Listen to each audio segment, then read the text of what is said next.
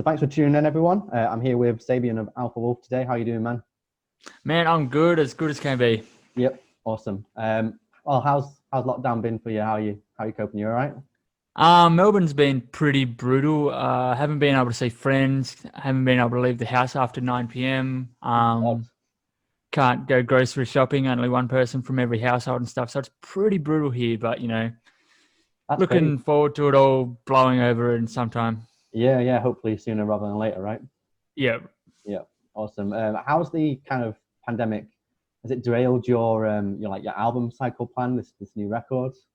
So initially we delayed the album release, I think 3 months, Right. because we wanted to make the most of not being able to tour. So it's like we need to stretch out the whole launch as long as we can. Yeah. So hopefully it's as close to going back to touring as possible, which we still don't know when that'll be. But yeah, it hasn't felt too like delayed. The album's out now, obviously, and Yeah. yeah, it's going really well. Yeah. And what about like all the stuff that goes alongside it? Obviously like the videos that you released, were they all done pre-COVID and Um, stuff like that? We filmed the first music video pre-COVID, which was lucky, and done a couple photo shoots, which was also lucky. We had to cancel a couple of video shoots because our drummer couldn't fly down to Melbourne because he Right. lives in Brisbane. Right. And the last film clip that we put out, he was filmed in Brisbane and we were filmed in Melbourne. So you can kind of see us jamming out without a drummer, and then it Right. cuts to a drummer. Yeah. Right. I bet that made things a bit more awkward than they would normally be.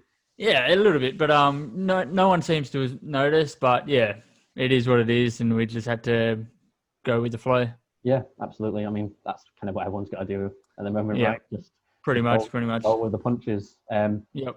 So speaking of the new record, so it's your second album, A Quiet Place to Die, which dropped last week. Yep.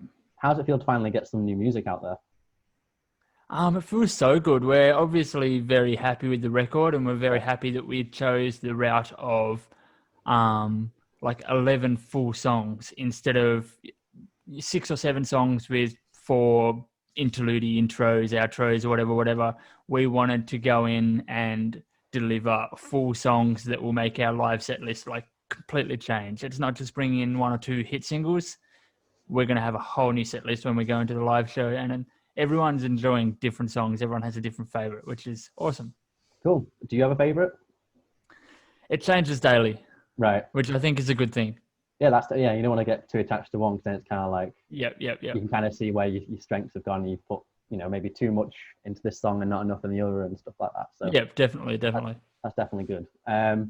So obviously between this record and your first record, Mono, there's been quite a few member changes and stuff like that. Did that kind of like change your approach to this new record, and did you kind of feel like the pressure of the difficult second album that's often referred to?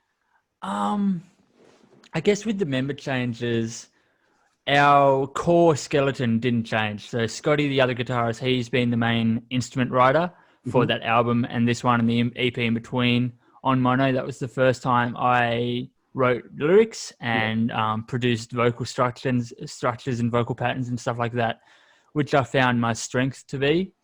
So I've taken the reins on that as well as the new frontman. And yeah, both Lockie and Mitch, the new guys, they've brought their own strengths. Like Mitch is an incredible drummer. Lockie's a great lyricist and brought some cool things to the table. And yeah, the ideas from the new guys have just made us stronger. Yeah. And was it kind of, was it as daunting going into the studio for this one as it was the first one? Because obviously it's very different with a full length as opposed to an EP. Yeah, I guess the only pressure was we got to make sure it's as successful as the first. We don't want to start going downhill anywhere. So we want uphill constantly. And the only stress of that is to please ourselves. So we're always writing music that we personally enjoy. And this time around, we wrote 11 songs that we all love. So it ticked all the boxes in our minds, and we're just here to put it out to let everyone else listen to it. And luckily, everyone digs it. Cool. Yep. And you had SharpTone Records on board for this album as well. They've been incredible. I noticed with a bit of touring that we've done, people perceive us a lot different now that we're a SharpTone Records band. Oh, really? Yeah. The label within our first label, Grayscale Records. yeah, I just felt a little bit of different perception from fans, and all for the better. Yeah. And what do you think in terms of like, obviously you guys are on that label's roster. What do you think about all the other guys that you kind of label mates with? The roster is absolutely huge. I saw a comment from Lucas for holding absence on Twitter, might have been yesterday, giving props to SharpTone for putting out Loath's record, Polaris's record, and our record, and Mm. Amua's record all in 1 year. So like, they are some huge releases this year. Even holding absence is 2-track. Like, all incredible releases coming out of SharpTone this year. Awesome, awesome. So I mean, talking about the record again, one of the tracks on there is the kind of like the third installment of the Golden Fate series, so to say. Yep. What kind of interweaves those three songs together, other than obviously the title? Yeah, so they all weave around the topic of suicide. I lost a friend just before the mono period to suicide, and I touched on that in the lyrics Mm. for both the first two. So the first one, Water Break, was more like in his mindset going through what he was going through and his decisions leading up to that. The second one was more so the mindset of his close friends and family and how it affects them as soon as someone commits suicide. And this time around, it's more of a 3 or 4 years on, and it more so, why did you do this? It's still affecting me. Yeah, yeah. So it's all the same topic. We even sampled Water Break, one of the leads from Water Break in the new one, which you can kind of hear halfway through the track. And yeah, so it's all got its own little references. Yeah. Well, obviously it's quite a challenging subject matter to kind of talk Yeah, about. Not only for you personally, because obviously it's something that you've kind of gone yeah, through, but also how it touches other people that have gone through similar situations and just the topic in general as a general that's it.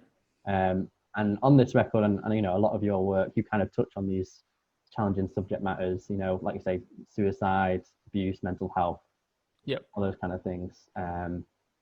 Is it sometimes? Do you think it's kind of difficult to get those topics across? Sometimes, not only conveying them lyrically and also musically. Because obviously, you want to be kind of touching the subject up front and not fluff around it, but you also don't Yeah, want to yeah, kind of yeah. make it sound, I don't know what the words, like kind of trivial or anything like that.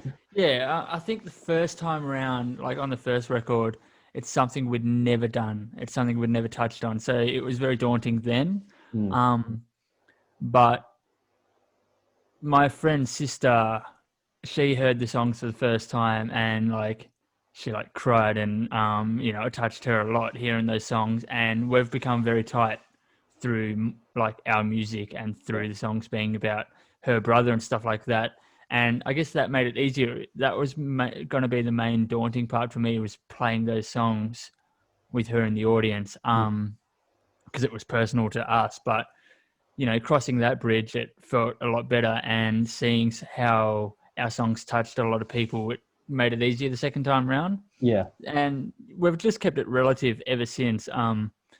Obviously, dealing with loss back in the mono era, a lot of the songs were about loss, but since then, life for the most part has been pretty good. So this time around, it's not so much loss orientated. It's more, we're a bit pissed off at whatever's going on right now. So that's where the lyrics have kind of shifted since that. yeah. And do you think it's quite important when you just go to those kind of topics? Obviously, they're very, like I say, very challenging and very sensitive to touch on sometimes. Do you think it's important to kind of be explicit in the subject matter as opposed to implicit? Yeah, we don't want to beat around the bush, I guess. Yeah, We'll take risks, whereas some bands won't. But yeah, as long as, for example, sexual abuse, you don't want to do that in the wrong term. Like, of course. Yeah, you don't want it to upset anyone when touching on those matters. So we try and be as smart as possible, get a lot of opinions on how we're going about touching on these matters. yeah, But yeah, we're still being as upfront, as honest as we always have been. of course. And one of your videos for the track Restricted, that's kind of that tackles it as well, like visually, to accompany Yeah. the song's topic as well. How much involvement do you guys as a band have with the visual aspect, the creation of the videos that go with the songs? That song in particular, we sent, I think, 4 singles to the director, and we said, pick one that instantly speaks to you. Right. And he picked that song, and he took his own sort of story out of the lyrics and created that as a draft. And we all loved it. We were all on board 100% and worked very closely with him to achieve that vision. And again, we made sure we tackled it in the right sense, and even made the donation on the day of release to coincide with that release, because we're using our platform to talk about this stuff. Why not use our platform to donate, to help out any way we can? Yeah, to benefit the causes that you're touching on in the songs. That's it. That's obviously that's I'd say that's probably the best way to go about it. That any band that kind of talks about that kind of stuff, that's definitely yeah. Of course, you've been a part of Alpha Wolf since the beginning. How and in what way do you feel like not only the scope and aspirations of the band have changed, but just your aspirations as Alpha Wolf? How has that changed since it formed to the band that it is today? It's actually pretty crazy. Our goals in the first couple of years of being a band, looking back now, they were such small goals, but at the time it was like, well, we have to play interstate. Like, we have to drive 8 hours to play another show or fly to another show. And that's something we didn't see happening at the time. Yeah. I remember a big one for me personally was to get 10,000 views on a YouTube video. And that itself seemed like a very hard stretch to get at the time. Now you're smashing it. Yeah, we're always writing down these little goals. I remember another big one was to tour internationally and tour with Amua.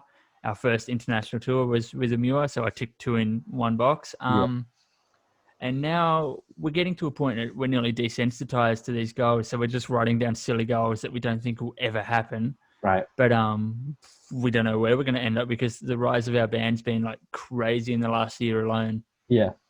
So what are some of those silly goals? Anyone to share? What was it? I think it might have been Tour with Parkway Drive. They're like the biggest band for Australia, especially. So that's a big one. It could be possible one day. Who knows? Yeah.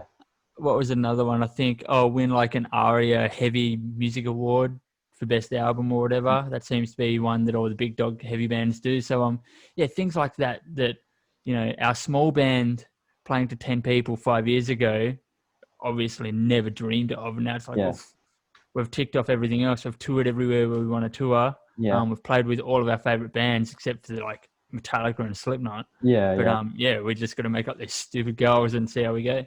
Yeah. Well, I wouldn't say that's out of the realms of possibility, because you said, if you consider your mindset back then when you're saying, I want to get 10,000 views on a video, and you thought there was crazy goals then, that's the exact same mindset you've got now, just for literally.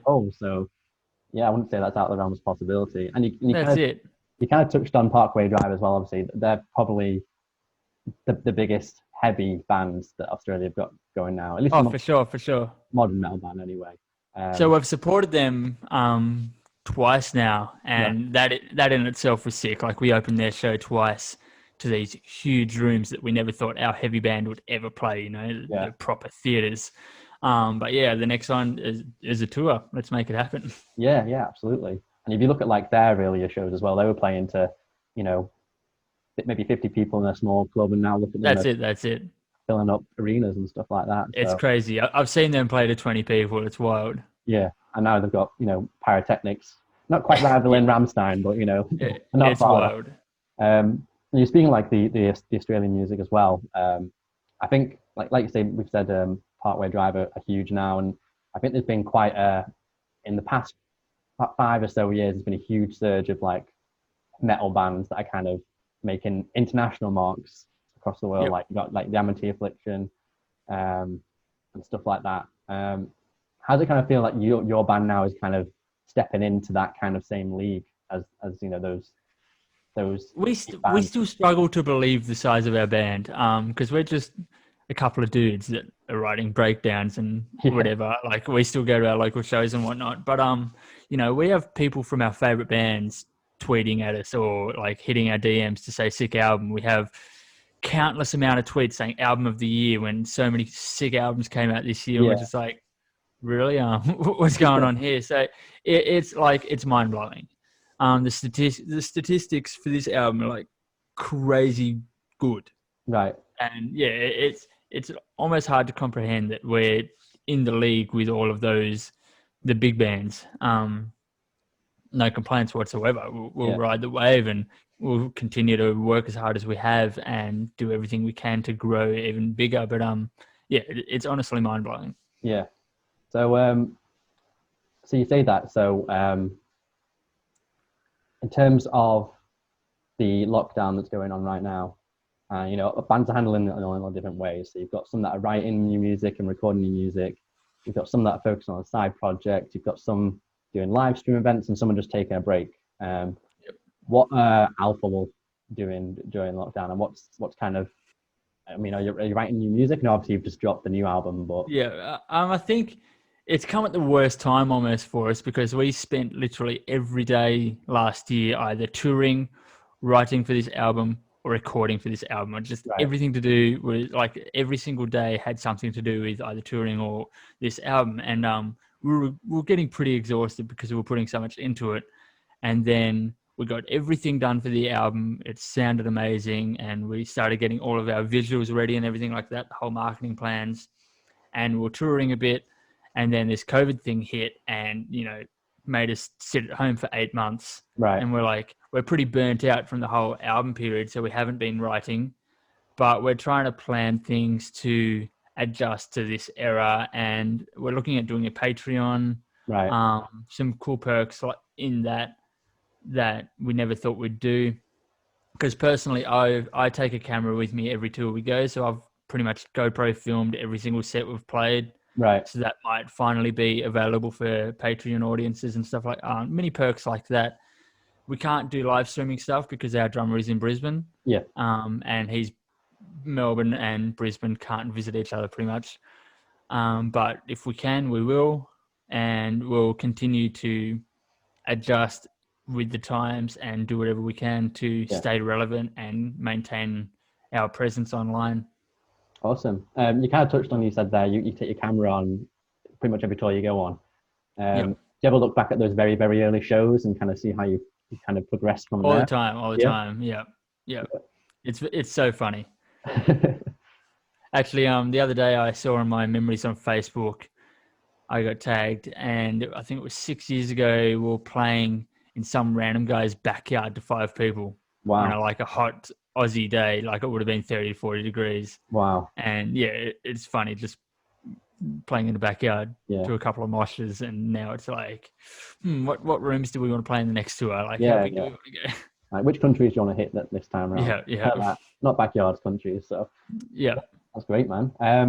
I guess what else is planned? I know obviously we kind of just touched on it then, but what else is kind of in the pipeline for Alphaville for the rest of this year and 2021? You know, hopefully when things get a bit more again.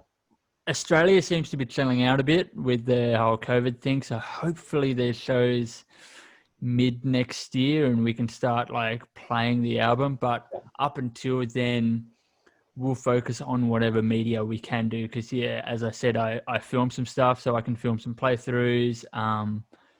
We'll get together and do some live streaming in other forms like games or something as a band. Whatever we can do, stay relevant pretty much. I'm sure we'll start writing soon as well.